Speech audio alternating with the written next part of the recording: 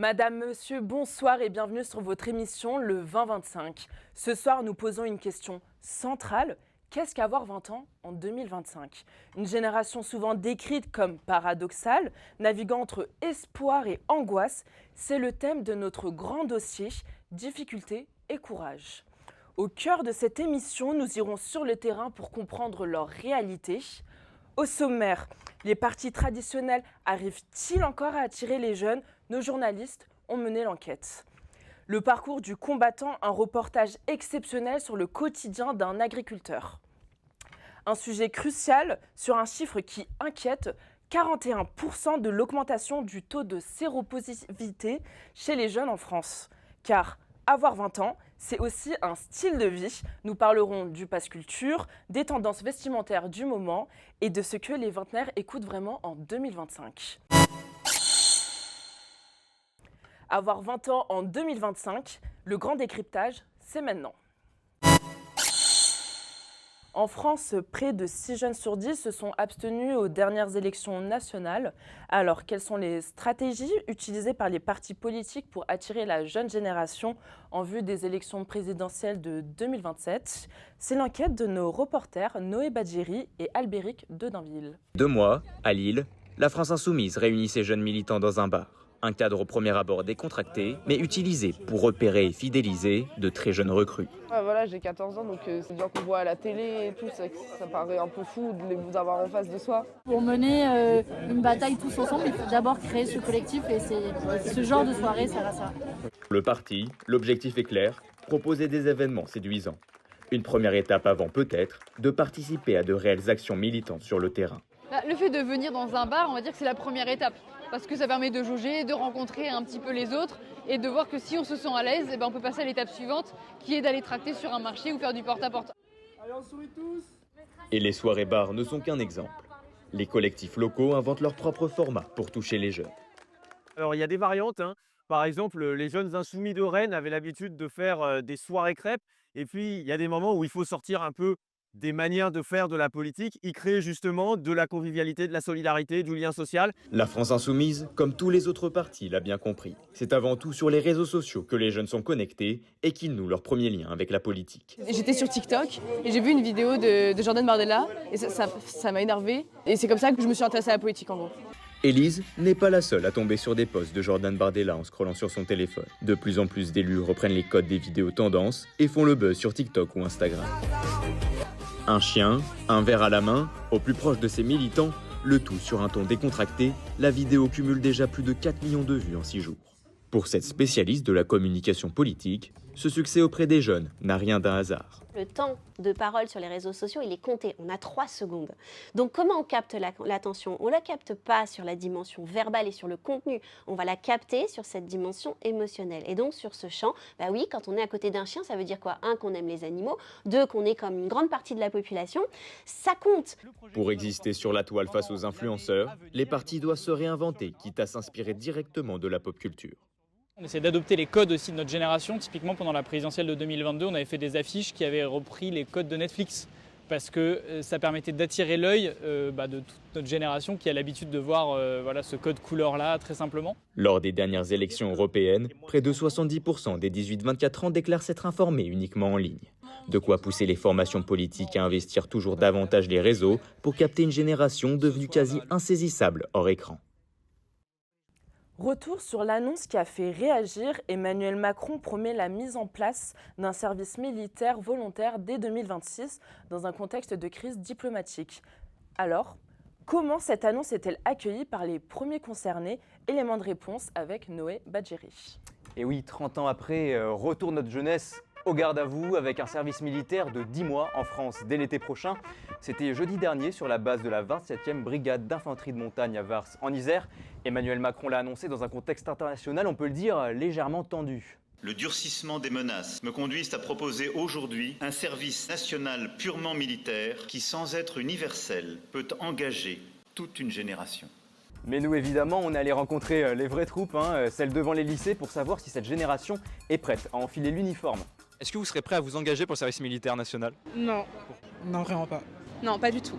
Moi, non, c'est mort. Jamais j'irai pour rien au monde. Non, je pense pas. C'est pas trop mon délire. Pas d'inquiétude pour celles et ceux qui auraient des doutes, ce service ne ressemble pas à celui qu'ont connu les précédentes générations. Il est mixte, entièrement volontaire et même reconnu comme une année de césure. Les étudiants pourront reporter leurs vœux Parcoursup et les jurys seront incités à valoriser l'expérience. En bonus, 60 crédits ECTS validés et cerise sur le képi, ils vivront en caserne, porteront l'uniforme et regardez, ils recevront une solde d'au moins 800 € par mois, logement et nourriture inclus. Et là, bizarrement, certains recalculent très vite. En soi, si c'est à payer et que c'est valorisé sur Parcoursup, peut-être, oui. Franchement, il n'y a que l'argent qui m'intéresse, je pense, mais oui, je pense que oui. Près de 80% des recrues auront entre 18 et 19 ans. Les plus âgés jusqu'à 25 ans pourront rejoindre le dispositif s'ils maîtrisent les langues, le cyber ou la logistique. Après 4 semaines de formation, ils seront déployés uniquement en France. Pas d'opérations extérieures, mais des missions de sécurité, d'appui et d'aide aux populations.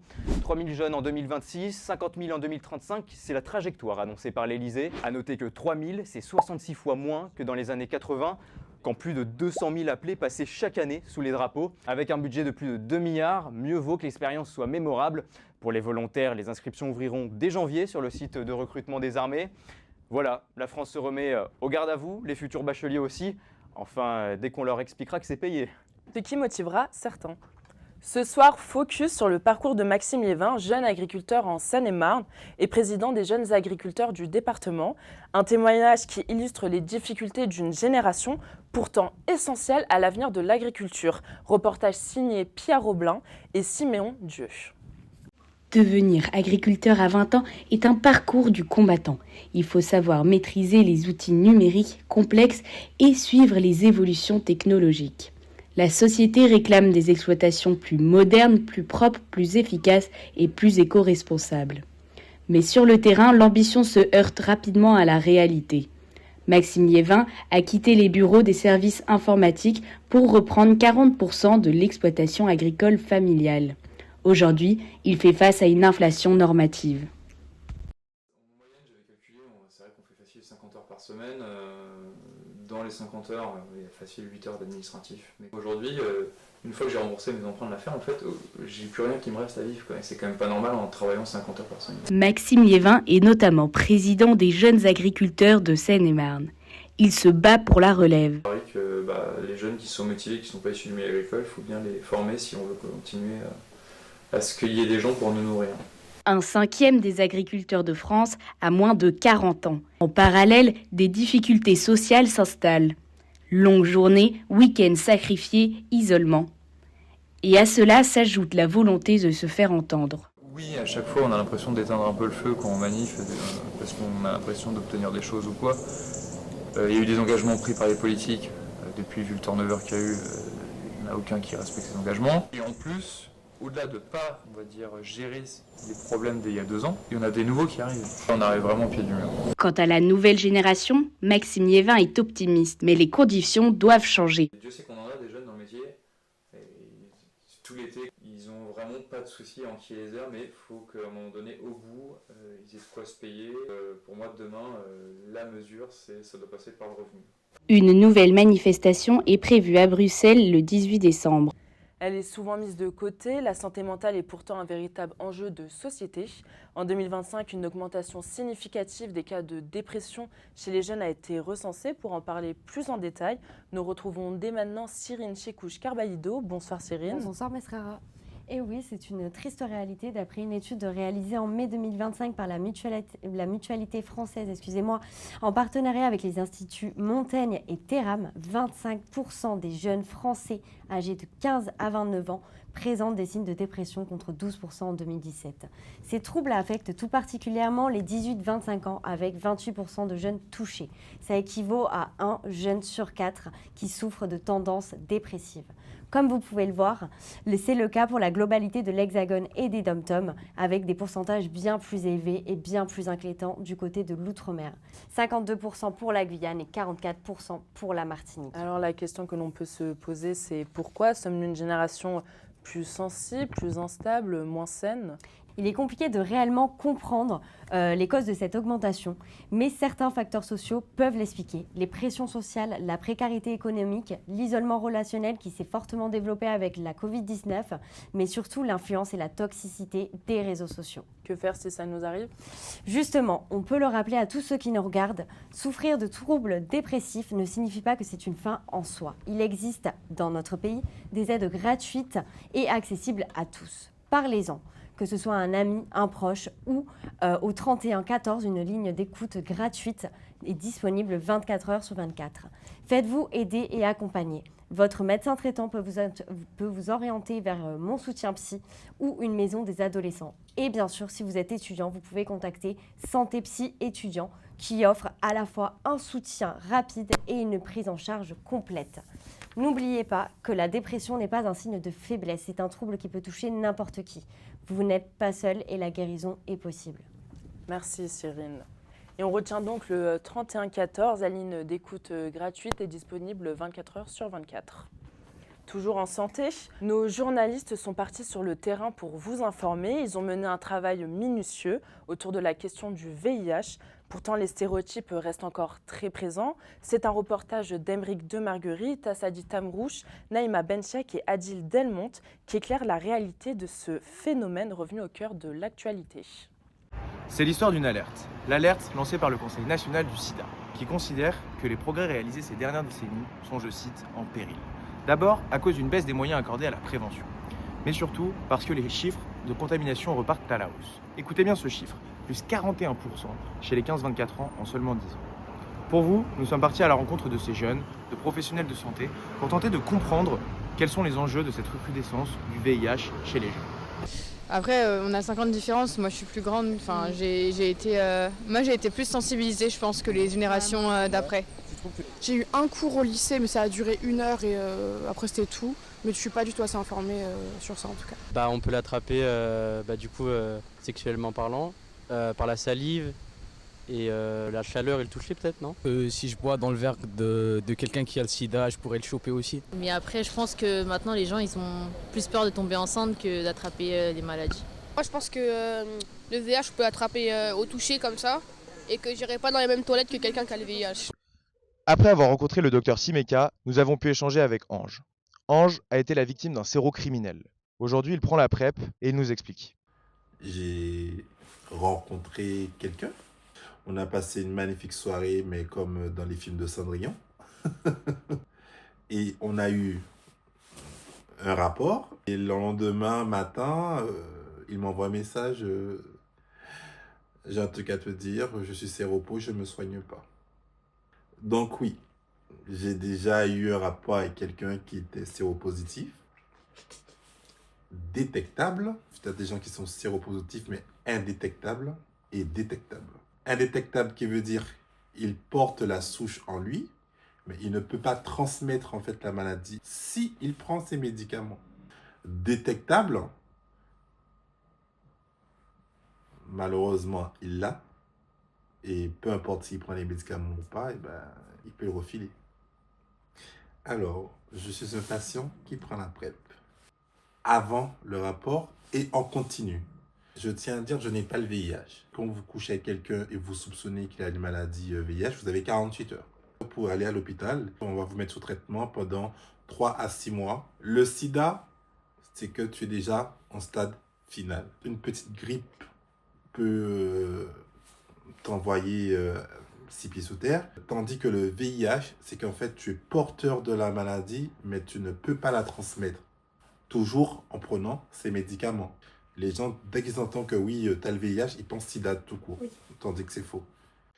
Vous l'aurez donc compris, le VIH est un sujet majeur auquel il faut accorder la plus grande vigilance. Aujourd'hui en France, environ 180 000 personnes vivent avec le VIH. Parmi celles-ci, un peu plus de 10 000 ne sont pas au courant qu'elles sont séropositives. Alors n'oubliez pas, pour les moins de 26 ans, non seulement les préservatifs sont gratuits en pharmacie, mais vous pouvez également vous faire dépister dans les Cégides, dans les laboratoires, gratuitement également. 1 milliard d'euros. C'est ce que dépensent chaque année les 18-25 ans dans les paris sportifs. Un phénomène qui touche désormais les plus jeunes, parfois dès 15 ans. Les autorités multiplient les avertissements sur cette pratique qui ne cesse de progresser. C'est un sujet signé Samuel Magouet et Eikel El Abed. L'autorité nationale des jeux tire la sonnette d'alarme et pour cause, un parieur sportif sur 3 a entre 15 et 20 ans, des paris sportifs pourtant interdits aux mineurs mais qui ne freinent pas les plus jeunes et les risques sont réels comme la dépendance, la perte d'argent, l'isolement social ou encore la dépression. Les industriels du secteur sont d'ailleurs pointés du doigt par les autorités publiques. Publicité massive et partenariat avec les influenceurs, c'est clairement le combo stratégique qui cible directement les jeunes. Selon l'Observatoire français des drogues et tendances addictives, 63% de leurs revenus proviennent des 18-25 ans, soit plus d'1 milliard d'euros. Quand vous étiez jeune, rêviez-vous de faire partie de ces talents qui explosent les records à la vingtaine? C'est la minute de Tristan. Bonsoir. Bonsoir Mesrara. On a toujours été fasciné par ceux qui brûlent les étapes, ces talents capables de marquer le monde avant même d'avoir soufflé leurs 25 bougies. Dans la musique, Michael Jackson sort Thriller à seulement 24 ans, un album qui deviendra le plus vendu de l'histoire. En France, Édith Piaf nous rappelle qu'une légende peut se construire autrement. Repérée à 20 ans dans les cabarets parisiens, elle n'enregistre La vie en rose qu'à 30 ans, une décennie plus tard. Aujourd'hui, des vingtenaires tels que la brillante Billie Eilish incarnent cette nouvelle génération de prodiges instantanés, stars planétaires à 17 ans avec Bad Guy. Dans le sport, être précoce est presque une tradition. Kylian Mbappé est champion du monde à 19 ans avec l'équipe de France et à 20 ans, il est présenté comme l'un des meilleurs joueurs du monde. Léon Marchand, quant à lui, décroche 4 médailles d'or aux Jeux Olympiques de Paris à seulement 22 ans, sans oublier la grande Serena Williams qui décroche son premier titre du Grand Chelem à 17 ans. Et puis, il y a ces esprits qui changent le monde depuis leur garage. Steve Jobs, à 21 ans, fonde Apple. Il ne le sait pas encore, il est en train d'inventer une révolution qui va changer la vie de milliards de personnes. Alors oui, on ne manque pas de destin allant à 1000 à l'heure. Néanmoins, en 2025 aussi, nombreuses sont les jeunes étoiles montantes. Et justement, Cyrine, vous allez nous parler de 7 jeunes pépites à suivre absolument cette année. Mais qui est cette jeune star qui va tout chambouler dans les mois à venir? Bonsoir Tristan, bonsoir à tous. Alors après un long tri et une longue réflexion, j'ai réussi à trouver ma figure vingtenaire de 2025. Roulement de tambour, c'est Théodora qui a réussi à gagner mon cœur cette année. La chanteuse franco-congolaise âgée de 22 ans s'est fait connaître en 2024 avec son titre Congolese sous BBL. La boss lady comme on l'appelle, sexuelle et sensuelle, représente parfaitement le body positif. Très engagée, elle prône l'idée qu'une femme peut être libre, puissante et maîtresse de son corps. C'est donc, mesdames et messieurs, la personnalité à suivre impérativement cette année.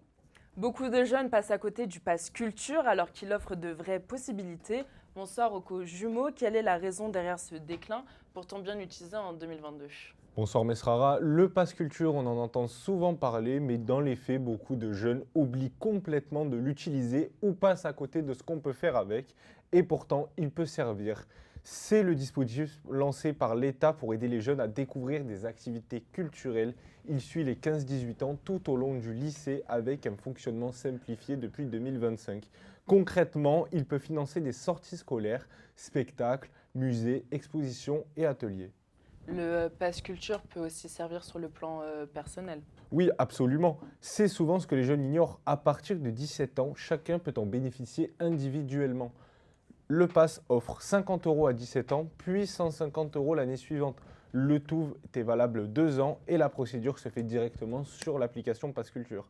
On y trouve plus de 12 000 offres, c'est extrêmement large. Le problème, c'est que d'après les rapports de la Cour des comptes, une partie des jeunes activent le pass, puis l'oublient. Alors qu'il offre une super possibilité culturelle, c'est justement son objectif principal, rendre la culture plus accessible et encourager les jeunes à découvrir des activités auxquelles ils n'auraient jamais pensé. Et justement, pour ceux qui nous regardent et qui ne savent pas forcément quoi faire avec leur pass, voici 3 sorties culturelles à faire dans les mois à suivre. Il y a le concert de Jossman à Paris à la Défense Arena, une carte cinéma pâtée pour aller voir le film de votre choix, et une visite du musée d'Orsay gratuite et prioritaire. Voilà, de quoi ne pas laisser vos crédits dormir. Merci Rocco. Plus qu'une source d'inspiration, la musique prend une place omniprésente chez les 18-25 ans. Voyons le sujet plus en détail avec Evan de Kock. Bonsoir Evan. Bonsoir Mesrara. Aujourd'hui, en France, la jeunesse se divertit de plusieurs manières. La musique en fait partie. Vous, par exemple, Mesrara, quelle musique écoutez-vous au quotidien ? J'écoute à peu près de tout honnêtement, mais je dirais plus de la tech. D'accord, eh bien figurez-vous que vos goûts sont à l'image du climat musical actuel en France.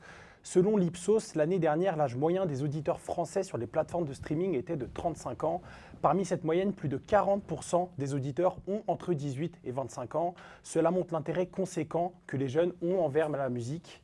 De plus, pour ce qui est des chiffres, le rap est le genre numéro 1 en France depuis plusieurs années. Ces variantes telles que la pop urbaine, dominée par l'OVNI Gims ou encore notre star Aya Nakamura, qui est actuellement l'artiste la plus streamée à l'étranger, est très souvent en haut du classement.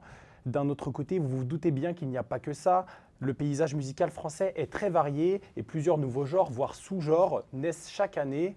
Il y a des scènes plus underground telles que celle que l'on appelle la nouvelle vague, avec à sa tête des artistes comme Mickey, Bushi ou encore le très talentueux Jola Grid 23. Vous n'avez donc plus d'excuses, plongez-vous dans ce climat musical français plus que varié à vos écouteurs. Merci Evan. Après avoir exploré la diversité du paysage musical français, intéressons-nous maintenant à ceux qui en sont véritablement addicts, les jeunes. Tatiana Sequeira Nascimento, Shirin Lazrag et Inès Amouche sont allés à la rencontre de cette génération connectée, toujours branchée à sa musique. Dans les rues, au lycée, dans le métro ou dans leur chambre, la musique est devenue une bande-son permanente dans la vie des jeunes. Le Centre national de la musique révèle que les moins de 25 ans passent environ 2h43 avec de la musique dans les oreilles. Dans le 15e arrondissement de Paris, nous avons interrogé des jeunes sur leur rapport à la musique. Je sors pas sans mes écouteurs et je rentre chez moi si j'ai pas mes écouteurs. Moi j'écoute tout le temps, même chez moi quand je me suis posé, tout ça.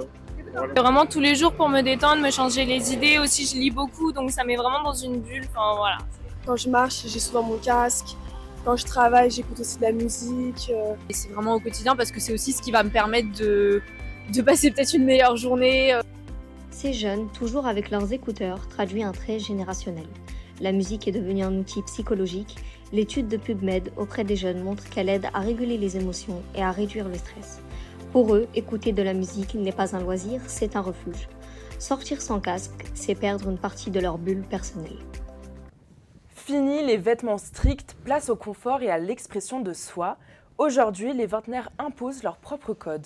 Bonsoir Sacha Renami. Bonsoir. Vous nous emmenez au cœur des tendances vestimentaires de la jeunesse française. Et oui, on peut noter que les jeunes portent de moins en moins de costumes.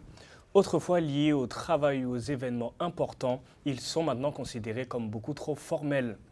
Dans le milieu professionnel également, le style s'est orienté vers une tendance beaucoup plus décontractée. Et oui, les jeunes mettent l'accent sur le confort et l'expression individuelle, contrairement à nos parents ou grands-parents qui préféraient les vêtements formels. Les réseaux sociaux comme TikTok et Instagram ont une importance considérable dans la propagation de ces tendances. Néanmoins, le style dominant demeure le streetwear, chaussures de sport, pantalons amples, sweats surdimensionnés et casquettes. En fait, le marché du streetwear est énorme. Il est estimé à 200 milliards de dollars selon une étude du Global Growth Insight en 2024. L'esthétique des années 2000 fait elle aussi son grand retour, le style Y2K qui lui consiste à faire réapparaître des croc-tops, des jeans taille basse et des accessoires colorés, revient notamment à la mode. Enfin, la seconde main prend de l'ampleur pour des raisons écologiques et économiques. C'est vrai, plus de 80% des Français ont déjà acheté ou revendu un vêtement d'occasion, selon le Fashion Network en 2023. Vous l'aurez compris, la mode devient de plus en plus non-genrée. Aujourd'hui, celle des jeunes de 20 ans reflète une génération libre, connectée et soucieuse de son identité. Merci Sacha. Allez, passons à l'édito de Jean-François Caru à présent. Bonsoir. Des citoyens de seconde zone, voilà comment les 2/3 des jeunes âgés de 16 à 25 ans se sentent considérés dans le débat public. En tout cas, c'est ce que dévoile un baromètre sur le rapport des jeunes à la politique réalisé par Opinionway pour la Fondation des Apprentis d'Auteuil. En effet, en novembre dernier, l'Institut de sondage a dévoilé une étude réalisée auprès d'un échantillon de jeunes âgés de 16 à 25 ans. Et autant dire qu'à quelques mois des élections municipales, les chiffres sont pour le moins alarmants, et notamment à l'égard des responsables politiques. Par exemple, il est stipulé que 83% des jeunes interrogés estiment qu'ils sont déconnectés de leur réalité et ne les comprennent pas. Ou pire encore, entendez bien, 84% d'entre eux ont le sentiment que les décideurs et les responsables politiques ne les écoutent pas suffisamment. Autant dire que les jeunes sont dégoûtés de ne pas être écoutés. Maires, députés, sénateurs, présidents de la République, j'en passe. Aujourd'hui, il n'y en a plus un pour rattraper l'autre. Regardez, Parcoursup, cela fait depuis 2018, date de sa création, que ce modèle de sélection est décrié, dénoncé par les jeunes. Trop stressant, trop opaque, trop injuste. En somme, ce n'est pas une recette qui fonctionne et nous le savons. Relevons d'ailleurs à ce sujet, selon un sondage Opinionway, toujours republié au mois de juin dernier, qu'un peu plus d'un jeune sur deux, âgé entre 18 et 24 ans, dit avoir regretté son choix par manque d'informations. Mais alors, une fois qu'on a dit ça, quel constat? Eh bien, figurez-vous que Parcoursup s'apprête à rouvrir ce mois-ci pour la 7e année consécutive. Alors, souhaiter que les jeunes s'engagent plus, votent plus, parlent plus, c'est une chose. Encore faut-il vouloir en faire quelque chose. Merci à nos journalistes et à toute la rédaction pour leur travail. Merci également à vous de nous avoir suivis pour cette première partie. Après une courte page de pub, Inès Fleury prendra le relais pour vous présenter la seconde partie de votre émission, dans laquelle vous partirez en immersion dans le quotidien d'un jeune de 20 ans en 2025. Restez avec nous.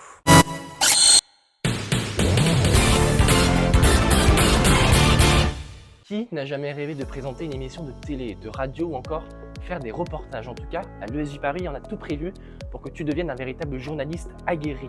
Alors si tu es motivé, passionné par l'information, que tu aimes travailler en rédaction, n'hésite pas à rejoindre l'ESJ Paris, une école de prestige. Bonsoir à tous et bienvenue dans cette seconde partie de l'émission.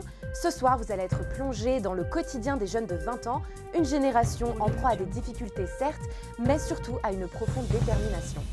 On commence avec la recherche d'alternance qui ressemble de plus en plus à un parcours du combattant. Peu d'offres, beaucoup de concurrence et des candidats qui s'accrochent. On enchaîne avec l'intelligence artificielle, devenue un outil incontournable pour cette génération. Elle sert à travailler et parfois même à chercher du soutien quand la santé mentale est mise à l'épreuve. Et puis à l'approche de Noël, la question du budget revient. Cadeaux, transports, possible grève. Comment les jeunes s'organisent pour rejoindre leur famille en décembre? Alternance, IA et fête de Noël, 3 sujets qui racontent leur réalité. C'était le sommaire et on démarre tout de suite. Le sujet de notre émission, vous l'avez bien compris, c'est qui sont réellement les jeunes de 20 ans en 2025. Maëlys Bansimba, vous avez créé un profil type. Pour commencer Inès, il faut noter que cette génération est plutôt équilibrée en termes de genre. En 2025, parmi les 15-29 ans, on compte environ 6 millions de jeunes femmes et un peu plus de 6,1 millions de jeunes hommes et représente 18% de la population française. Côté activité, le tableau est contrasté. D'après l'INSEE, 47% des jeunes cumulent emploi et études. Mais comment s'occupent nos jeunes? Leur plus grand terrain de jeu est bien évidemment les réseaux sociaux, un espace où ils s'informent, se divertissent et s'inspirent. Nous pouvons voir que 97% des jeunes qui ont entre 15 et 24 ans sont hyperactifs sur les réseaux sociaux avec un temps moyen d'écran de 15 heures, avec un temps moyen d'écran de 3 heures et 15 minutes d'après e-commerce concept. Alors, mais comment les jeunes étaient il y a 30 ans, Maëlys? Il y a 30 ans, Inès, en 1990, les jeunes étaient très différents. Ils représentaient 26,4% de la population française, un pourcentage supérieur au nôtre. À l'époque, ces jeunes vivaient en ville, Paris, les banlieues, les grandes zones urbaines du Nord ou de Lyon. Côté chômage, un jeune sur 4 était sans emploi malgré les premières politiques d'insertion. Leurs loisirs, c'était sans smartphone. Ils privilégiaient des sorties au cinéma, ils privilégiaient des sorties entre amis, des virées au cinéma et se décompresser avec une bonne séance de sport. On peut dire qu'ils se voyaient plus qu'ils ne s'écrivaient. Bref, en 2025, avoir 20 ans en 2025 ou en 1990, ce n'est pas la même histoire. Merci Maëlys. Alors, trouver une alternance pour beaucoup relève du parcours du combattant. Nos journalistes sont allés comprendre pourquoi auprès de jeunes et de recruteurs. Un reportage d'Eva Chastanier et Maëlys Bansimba. À chaque fois que Corneilla ouvre sa boîte mail, elle reçoit toujours le même message. Après analyse attentive de votre profil, nous sommes au regret de vous informer que celle-ci n'a pas été retenue. Cette étudiante en marketing digital multiplie les candidatures en entreprise. J'ai envoyé à peu près plus de 400 candidatures. Et des fois, je me déplaçais aussi en présentiel et aussi des candidatures spontanées.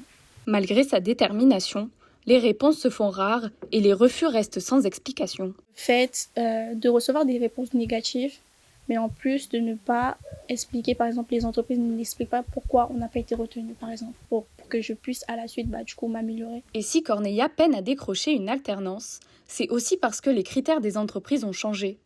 Du côté des RH, le discours est clair. Moi, je pense que c'est plutôt aux entreprises de recruter des alternants et en comprenant qu'ils n'ont pas d'expérience et que c'est normal de ne pas avoir d'expérience. Moi, je pense que la problématique se situe plus au niveau des entreprises. Parce qu'aujourd'hui, en fait, on veut recruter des alternants qui ont de l'expérience dans le métier dans lequel ils sont en train de faire des études. C'est pas logique. Pourtant, ce n'est pas la même histoire pour tous. En école de journalisme, cet étudiant a décroché son alternance. J'ai envoyé 3 mails, 5 messages, 3 appels. Moi, j'ai vraiment... faut harceler les entreprises, quoi. Faut pas hésiter. Et après, on m'a un peu recommandé, ça a un peu aidé aussi. En 2024, le nombre d'alternants a augmenté de 2,3%. L'alternance reste un enjeu majeur pour les étudiants français. Comment la jeunesse s'informe-t-elle aujourd'hui entre réseaux sociaux et contenus courts? Le rapport à l'information a profondément changé. L'édito de Maxime Regnault, bonsoir. Bonsoir Inès, mais avant de poursuivre, je souhaite revenir sur le projet très largement fustigé de notre cher président de la République consistant à labelliser les médias pour lutter contre la désinformation. Une intention demeurant louable, mais croire qu'un simple label suffirait à remettre de l'ordre dans un paysage où les jeunes se tournent massivement vers les réseaux sociaux, c'est un peu comme vouloir colmater une fuite avec un pansement. Le projet est avorté et le contrôle de la presse par l'exécutif n'est pas pour demain. Mais il dit beaucoup de notre incapacité à répondre à la façon dont la jeunesse s'informe aujourd'hui. Camus nous disait « Un pays vaut ce que vaut sa presse ». Et c'est précisément là que tout se joue pour notre génération. Aujourd'hui, d'après un sondage du Parlement européen, 53% des jeunes s'informent exclusivement sur les réseaux sociaux et 70% d'entre eux sont convaincus d'être en capacité de repérer les fake news. Une belle confiance dans un environnement où l'algorithme décide à leur place, où se mélangent vidéos truquées, intox virales et influenceurs improvisés aux journalistes. Alors la vraie question c'est, qu'est-ce qu'on leur propose pour comprendre leur monde? Eh bien, le plus souvent une information simplifiée, vulgarisée, servie en 30 secondes chrono. L'exemple le plus parlant, Hugo Décrypte et ses 7,7 millions d'abonnés sur TikTok. Rien à redire sur la véracité des faits restitués, ce n'est pas le sujet. Le sujet, c'est pourquoi les 15-25 ans ne se tournent plus vers des médias traditionnels et une information ciselée, plus analytique.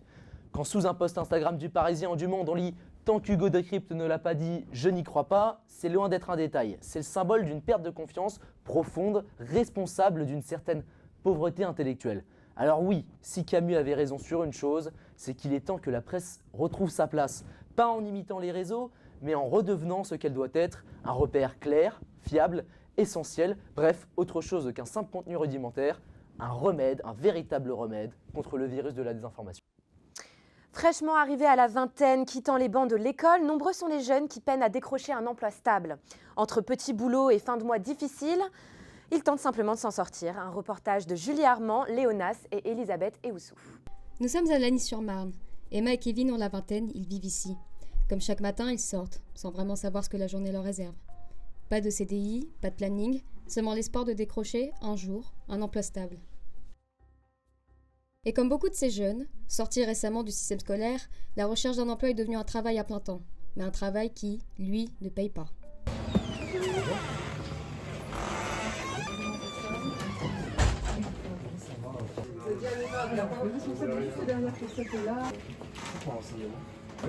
vous ai vu ce week-end, vous? Non? Oui. Vous êtes venu quand? Vous avez quelqu'un à qui je sais pas. Dites-moi. Pas du tout. On a des astuces. Ah, dommage. Voilà. Au revoir, bonne journée.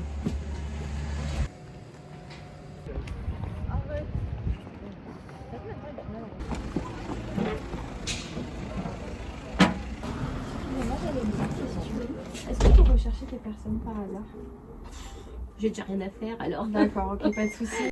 Après CV, candidature, après candidature, leur journée se répète. Comme eux, des milliers de jeunes tentent de trouver leur place. Entre petits boulots, projets mis en pause, incertitude et persévérance, ils avancent malgré tout. Comment avez-vous trouvé vos premiers emplois? Bouche à oreille perso. Également. Quelle sorte de boulot avez-vous fait depuis ces 3 ans? J'ai fait de la vente, de la restauration, j'ai fait des marchés, j'ai fait plein de trucs, des petits tafs par-ci par-là. Comment vous vivez le fait d'être au chômage sans droit aux indemnisations? C'est un peu compliqué, on se sent un peu restreint vis-à-vis des autres. Et quand on n'a pas fait de démissionner, c'est un peu compliqué du coup de se retrouver sans rien du jour au lendemain. Donc un peu mis à l'écart et et restreint. Comment arrivez-vous à gérer vos dépenses et vos charges sans emploi? On check un petit peu le compte tous les jours, on voit ce qu'on peut faire. Voilà, on a le découvert, on a quelques aides sur le logement, mais sinon... Dans un marché du travail où l'expérience prime parfois sur la chance qu'on ne leur donne pas. Certains en viennent même à se confier à elle comme à un psy ou à un ami. Louis Malo-Rendu, qu'est-ce que vous pouvez nous dire à ce sujet-là? Eh bien, la santé mentale des jeunes alarme les autorités publiques et pour cause, 55% des 18 à 24 ans ont déjà rencontré un problème de santé mentale. Un chiffre qui alerte sur la fragilité psychologique de cette génération Z. Mais alors comment l'expliquer, cette fragilité? Eh bien, c'est très simple. Selon bon nombre d'observateurs, psychologues ainsi que d'autres sociologues, cette détresse psychologique, elle aurait de nombreux facteurs, notamment l'hyperconnexion et les réseaux sociaux, mais aussi le réchauffement climatique, l'incertitude face à l'avenir et enfin, bien évidemment, les conflits et la situation géopolitique en général. Résultat, anxiété, stress, dépression, les 15 à 25 ans sont devenus l'un des groupes les plus vulnérables psychologiquement. Cette hausse constante des chiffres pousse la société à s'engager dans cette cause. En France, par exemple, nous avons pour cette année la grande cause nationale qui est la santé mentale. Et nous avons aussi de nouvelles associations et programmes qui se créent, comme bien dans sa tête, pour venir en aide à des personnes. Pourtant, ça ne suffit pas, puisque même avec ces aides, beaucoup de gens se tournent vers des solutions alternatives, notamment l'intelligence artificielle. Une étude de 2025 montre d'ailleurs que 13% des Américains de 12 à 21 ans se sont déjà tournés vers un chatbot lors de problèmes de tristesse, d'anxiété ou de nervosité. Et ce chiffre augmente encore plus pour les 18 à 24 ans. Mais alors, pourquoi se tourner forcément vers l'IA ? Eh bien, à première vue, l'intelligence artificielle rassurerait, elle ne jugerait pas et elle répond rapidement. Et pour certains jeunes, elle représente une véritable solution à leur anxiété. Écoutez. Quand tu peux pas avoir un psy sous la main et que c'est des trucs un peu perso que tu peux pas dire à tes potes, au moins tu peux demander rapidement. Je vois pas trop l'IA remplacer un psy. C'est un travail beaucoup plus complexe que juste écouter et répondre point par point. Le principe de l'intelligence artificielle, c'est qu'il répond par rapport à ce que tu lui demandes. Et donc, par conséquent, il te répondra que par rapport à ce que tu veux entendre, alors qu'un thérapeute, c'est pas son objectif, c'est de t'aider à guérir. Je pense que dans le temps, les réponses qui vont être apportées par l'IA sont des réponses toutes faites, cherchées sur les différents réseaux sur Internet. Il y a des cas de mort, et si j'ai un conseil, si vous avez des soucis, c'est mieux de parler avec des gens. Et effectivement, ces outils peuvent être problématiques. Il y a 3 mois, cet article du Guardian mettait en exergue l'histoire dramatique d'Adam Rain, ce jeune de 16 ans qui s'est donné la mort après avoir longuement échangé avec ChatGPT. L'IA lui aurait même décrit comment faire un nœud coulant capable de supporter le poids d'une personne, ainsi que de rédiger une lettre d'adieu à ses parents. Malheureusement, c'est loin d'être un cas isolé. Nombreuses sont les affaires où les jeunes avaient été exposés à des réponses dangereuses par des IA mal supervisées. Conclusion, ces affaires interpellent quant à l'utilisation de l'IA pour soulager la détresse psychologique de nos jeunes. Merci beaucoup Louis Malo. Nous retrouvons tout de suite Karine Deleusse, psychologue, psychothérapeute et cyberaddictologue. Karine, vous avez pu voir ce micro-trottoir. Qu'est-ce que vous en avez pensé ? J'en ai pensé que, évidemment, dans une société où aujourd'hui l'immédiateté est reine et où on a besoin d'avoir des réponses très rapides pour soulager l'angoisse ou pour soulager le besoin dès qu'il arrive, l'IA, en effet, vient répondre. Je veux dire, c'est un psy, mais c'est aussi une extension, presque une extension maternelle. Vous savez, c'est comme un enfant qui dit qui a un problème et il se confie à sa mère pour trouver une solution. Là, on est aussi dans ce registre-là. Pour avoir tout de suite le soulagement d'être rassuré sur un problème ou sur une angoisse. Alors le problème, c'est qu'il n'y a plus de réflexion. Les gens prennent la réponse telle qu'elle est donnée, presque comme on prend un médicament ou une bonne réponse qu'on attend et on se dit bon ben voilà, ça va aller. Parce que en plus le chatbot, il est toujours très rassurant et il va toujours, sauf si on lui demande, il va toujours dans la direction de la personne qui l'interroge. Ce soir, on s'intéresse à une question qui bouscule le paysage politique. Les jeunes votent-ils de plus en plus aux extrêmes ? Des chiffres en France, en Allemagne, tout semble pointer dans la même direction. Alors que se passe-t-il dans les urnes des 18 à 34 ans, Jason Kimbembe ? En effet, que ce soit en France ou dans les autres pays européens, les jeunes votent de plus en plus vers la partie extrémiste et notamment l'extrême droite. Prenons l'exemple des dernières élections européennes en 2024. Le Rassemblement national a été le parti le plus populaire avec, rendez-vous compte, 32% des électeurs âgés de 18 à 34 ans. La France Insoumise, second, a obtenu 20%. Les intentions de vote de vote à la prochaine élection européenne indiquent également que Jordan Bardella est en tête des sondages chez les jeunes. Ce phénomène ne se limite pas qu'à la France. De l'autre côté du Rhin, en Allemagne, c'est l'AfD qui signe la tendance. Les années 2024 et 2025 ont vu le parti d'extrême droite allemand mener aux élections européennes puis aux législatives. 16% des jeunes Allemands de 16 à 24 ans ont accordé leur suffrage à l'élection européenne. Mais alors comment expliquer ce phénomène ? La jeune génération n'a connu dans sa maturité qu'Emmanuel Macron. En cherchant le changement, les jeunes se dirigent donc vers la radicalité. De plus, la jeune génération est désormais séduite par les politiciens, que ce soit par le marketing et par l'apparence. L'apparence pourrait même être plus importante que le programme politique. D'après le Canard enchaîné, le président du Rassemblement national, Jordan Bardella, aurait bénéficié de plus de 100 000 € pour des sessions intensives de média training. Et puis, il y a les réseaux sociaux. On peut notamment penser à la chaîne YouTube de Jean-Luc Mélenchon, suivie par plus d'1 million d'abonnés, qui a récemment fait le buzz. Et si la philosophie était finalement bien plus présente dans nos conversations qu'on ne le pense, Lev Frenkel, écrivain, enseignant et figure des réseaux sous le nom de Serial Thinker, est avec nous pour éclairer un sujet qui interroge beaucoup. Pourquoi tant de jeunes se tournent vers les extrêmes ? Alors dites-nous, Lev Frenkel, bonjour. Oui, alors déjà, je veux rectifier quelque chose par rapport aux termes qui sont employés. Je pense qu'il faut distinguer extrême et radical, parce que radical, c'est plutôt un terme positif, ça veut dire qu'il faut prendre les choses à la racine, alors que extrême, c'est souvent vu comme quelque chose de péjoratif. Mais je pense qu'il y a deux raisons essentielles. La première raison, c'est une raison structurelle, presque anthropologique, liée à la jeunesse. Et la deuxième raison, c'est une raison plutôt conjoncturelle qui dépend des partis actuels. La raison anthropologique, c'est que la jeunesse, elle réclame un idéal, elle réclame un horizon, quelque chose qui fait rêver. Alors que la raison conjoncturelle, c'est l'incapacité des partis actuels, des partis installés depuis des années dans le paysage politique, à répondre justement à cette demande, à cet idéal. On peut reprocher ce qu'on veut aux partis qu'on qualifie d'extrêmes, mais ils proposent un idéal de justice plus égalitaire dans le cas de la LFI, et puis dans le cas de Bardella, dans le cas du RN, une utopie, enfin en tout cas un idéal nationaliste. Voilà. Et donc il y a des idéaux qui sont proposés. La grande question, ça va être de savoir est-ce que les partis installés vont arriver pour les prochaines élections à proposer quelque chose, un idéal mobilisateur pour la jeunesse. Très bien. Et est-ce que vous pensez que le vote des jeunes est devenu un vote plus émotionnel que rationnel ? Alors ça, je ne crois pas du tout, parce que souvent on se sert de cette idée pour disqualifier le vote de la jeunesse, mais ça, je n'y crois pas du tout, parce qu'on souvent, justement, on assimile l'idéal, un idéal qui fait rêver, à quelque chose qui serait lié à l'émotion, alors que pas du tout. Il y a des idéaux qui sont liés à la raison. Rousseau pourrait être qualifié d'extrême aujourd'hui dans son contrat social, parce que c'est un idéal démocratique assez radical, mais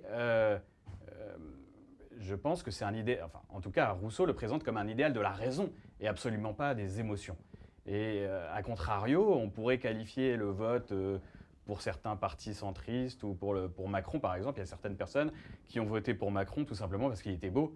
Et donc, voilà, le vote émotionnel n'est pas à l'apanage de la jeunesse. D'accord, merci beaucoup d'avoir pris le temps d'être avec nous.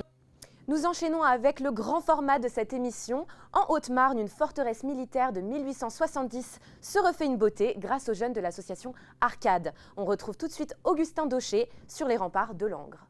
Bonjour à tous. Je me trouve actuellement sur les remparts de la ville fortifiée de Langres, située en Haute-Marne.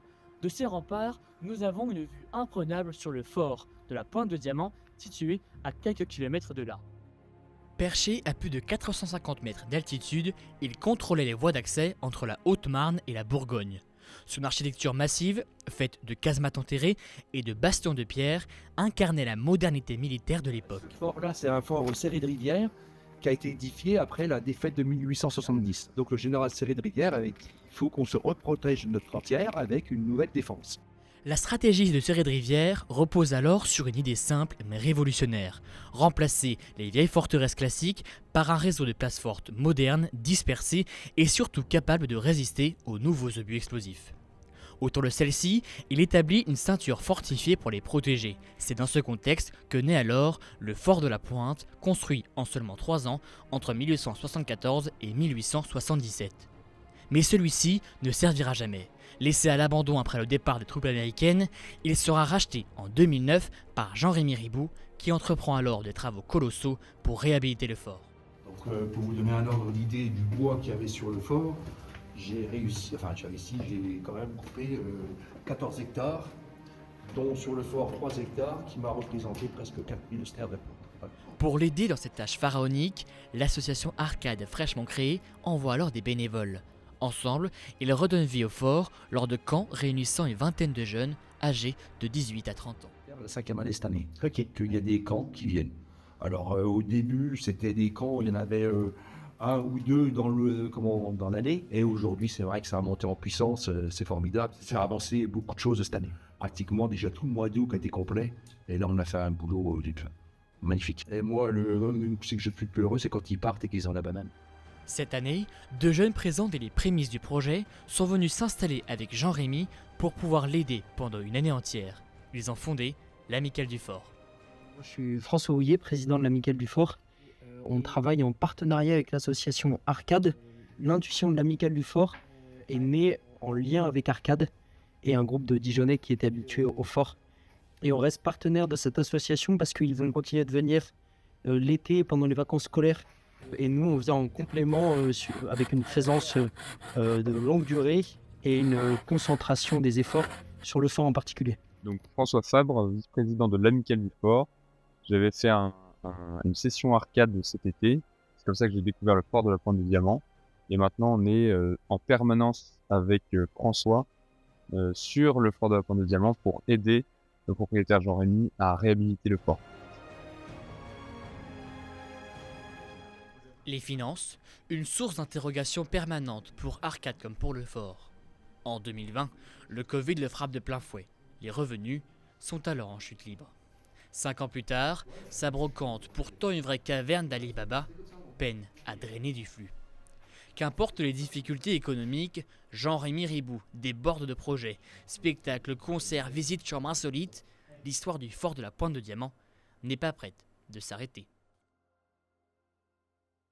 Ce n'est pas en restant sur ton téléphone que tu vas trouver du travail. Eh bien, détrompez-vous. Certains en font leur gagne-pain quotidien. Un reportage signé Isée Enguerreur et Mathéo Henri Arabe. Rivé sur son téléphone, Mathieu fait partie de cette jeunesse qui rêve de transformer sa présence en ligne en véritable métier. Il incarne un univers en pleine mutation, celui des influenceurs et créateurs de contenu.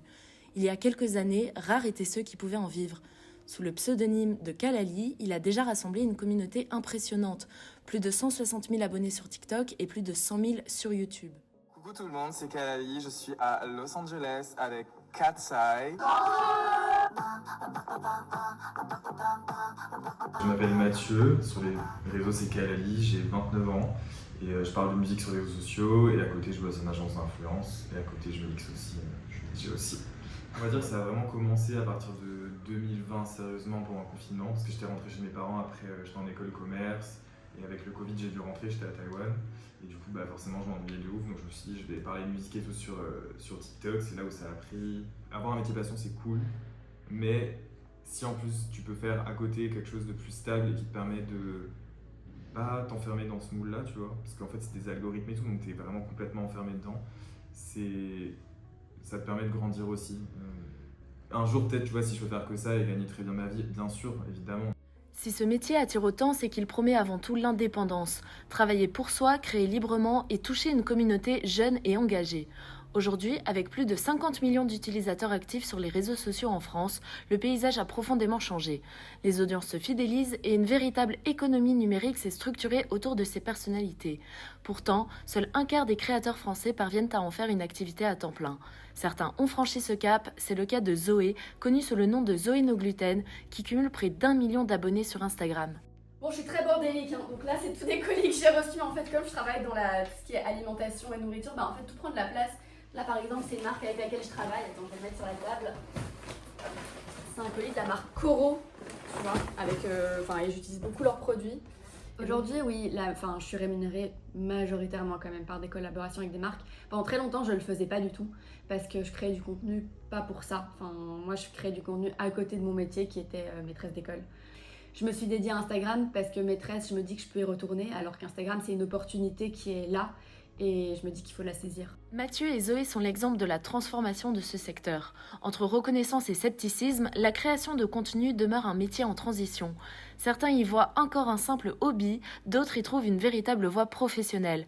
Une chose est sûre, cette activité continuera d'évoluer et de redéfinir nos façons de travailler. Les fêtes de fin d'année se rapprochent et l'hiver nous confine sous un plaid devant un film. Comment les jeunes font pour trouver la personne avec qui passer cette période et peut-être vivre une belle histoire? On écoute Eva Chastagnier. Oui Inès, les jeunes veulent des rencontres en physique. Exit les swipes effrénés et les matchs forcés. D'ailleurs, les applis, ça sonne presque vintage. Regardez, depuis 5 ans, Tinder a perdu plus d'un tiers de ses utilisateurs. C'est aussi ce qu'explique Simacha, spécialiste dans le domaine. Elle indique que la génération Z préfère se rencontrer en personne plutôt qu'en ligne. En 2025, l'amour pour la Gen Z se vit surtout les yeux dans les yeux et pas sur un écran. Speed dating qui cartonne, club de course, atelier poterie et rave en journée. Les jeunes veulent vivre de véritables moments d'échange. Même s'ils l'avouent, rencontrer quelqu'un face à face, ça les angoisse autant que ça les attire. Cette tendance est internationale. Aux États-Unis, en 2025, seuls 18% des 18-29 ans disent s'être rencontrés en ligne, contre 82% à l'ancienne. Le dating n'a pas fini de nous surprendre et le vieux date autour d'un café est toujours aussi à la mode. Vous savez donc ce qu'il vous reste à faire, un café, un bouquet de fleurs et une bonne dose de courage. Avant, aller en boîte de nuit semblait incontournable pour les vingtenaires. Aujourd'hui, la réalité est tout autre. Est-ce que sortir en boîte serait devenu has-been? Un reportage de Gabin Giovanni et Isée Enguerreur. 23h à Paris. Les oiseaux de nuit sont de sortie. Pourtant, les boîtes de nuit semblent désormais délaissées par une jeunesse qui ne s'y reconnaît plus. Entre mes 16 ans et mes 19 ans, je sortais beaucoup dans les boîtes commerciales. Et c'était un modèle de consommation qui était hyper rétro. Il y avait beaucoup de moteurs. Mais c'était toute une histoire, mais c'est vrai. Et comme tu sais, mes parents, c'est gratuit, c'est que c'est pas le produit. Je suis allée, mais je le savais. Au lieu d'aller en boîte, ce que je privilégiais, c'est les restaurants. Et sinon, si j'ai envie un peu de m'amuser, les restaurants ambiancés avec de la musique. Mais sinon, non, j'irai pas en boîte. Je pense que c'est le fait de se retrouver avec des personnes qu'on connaît pas. Je sais qu'il y a beaucoup d'agressions en boîte de nuit, donc c'est vrai que c'est beaucoup plus rassurant pour en tout cas les femmes de faire des soirées à la maison. Plus de la moitié des femmes et 10% des hommes disent ne pas se sentir en sécurité seule la nuit. L'âge médian des victimes d'agressions en milieu festif tourne autour de 24 à 26 ans et 60% des femmes victimes de violences sexuelles les subissent en soirée. Alors si les boîtes de nuit ne font plus rêver, que font les jeunes pour sortir aujourd'hui? Je se retourne un peu vers les soirées en appartement et dans les bars de nuit jusqu'à 2-3 heures du matin.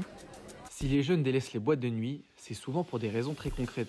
Des prix d'entrée et de consommation trop élevés, un sentiment d'insécurité, des ambiances jugées répétitives. Résultat, beaucoup préfèrent des soirées plus simples, moins chères et entre proches. Des gens qui préfèrent rester en appartement parce que ça coûte extrêmement cher de sortir. Derrière un Uber pour bouger une fois dans la soirée, un pour rentrer parce que on est trop sous, c'est pas responsable de rentrer en vélo. Et un verre à 16 ou 17 euros, on en prend un, deux, et puis ça coûte extrêmement cher, on arrive à une soirée à 50-60 euros facilement. Concerts ou encore festivals, d'autres solutions sont privilégiées aux boîtes de nuit.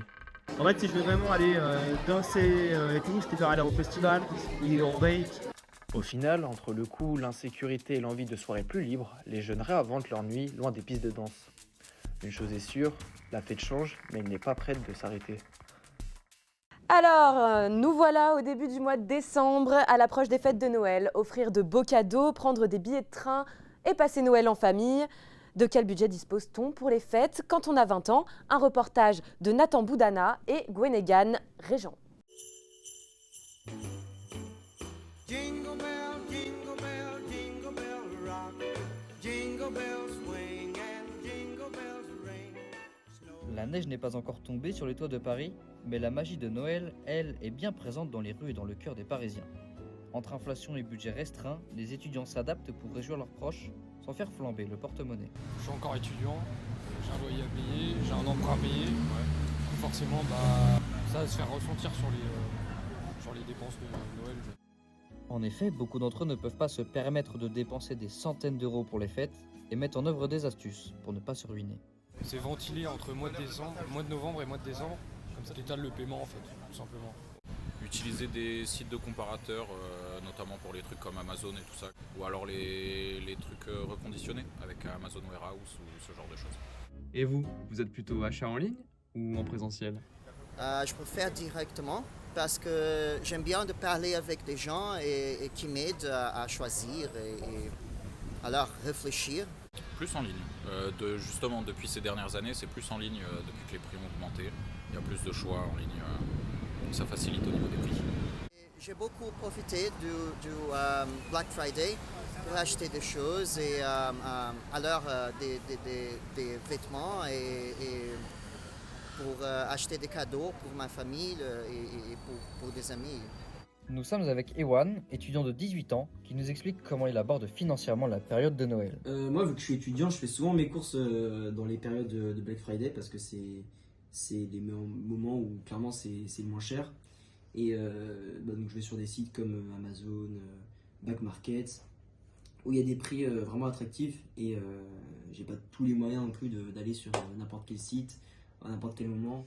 Oui, donc moi j'habite pas à Paris, donc j'ai besoin de rentrer chez moi. Et c'est vrai que quand je vois le prix des trains aujourd'hui, je me dis, je sais même pas si je vais pouvoir rentrer chez moi, quoi. Étant donné que je suis étudiant, le prix des trains augmente énormément. J'essaie de trouver, hein, mais la plupart du temps c'est au-dessus de 50 € l'aller, quoi. Donc voilà. Nous retrouvons maintenant Pia Roblin et Adil Delmonte. Pia se tient à cet instant devant la gare Montparnasse. Pia, dites-nous, concernant les potentielles grèves à l'approche des fêtes, est-ce que les jeunes réussiront à partir rejoindre leur famille pour Noël? Après 3 jours de grève, le trafic reprend normalement dans les gares parisiennes. En effet, la hantise des étudiants est qu'il y ait des grèves au moment de Noël. Cependant, pour l'instant, aucune n'est annoncée pour les fêtes de fin d'année.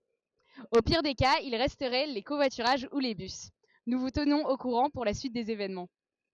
Merci à tous d'avoir suivi cette émission dédiée aux réalités, aux doutes, mais aussi à la force et à l'élan des jeunes de 20 ans en 2025. Ce soir, vous l'avez vu, leur quotidien est multiple entre la quête d'une alternance, les difficultés d'entrée sur le marché du travail, l'omniprésence de l'IA, les questionnements politiques, les nouvelles façons de s'engager, de créer, d'aimer ou simplement de vivre. Cette génération avance, s'adapte et invente ses propres chemins. Un immense merci à tous nos journalistes qui ont sillonné le terrain pour vous offrir ces reportages et ces analyses. Merci également à la rédaction en chef pour son accompagnement et sa confiance tout au long de cette émission. Merci à vous, enfin, pour votre fidélité et votre attention. Très belle soirée à tous.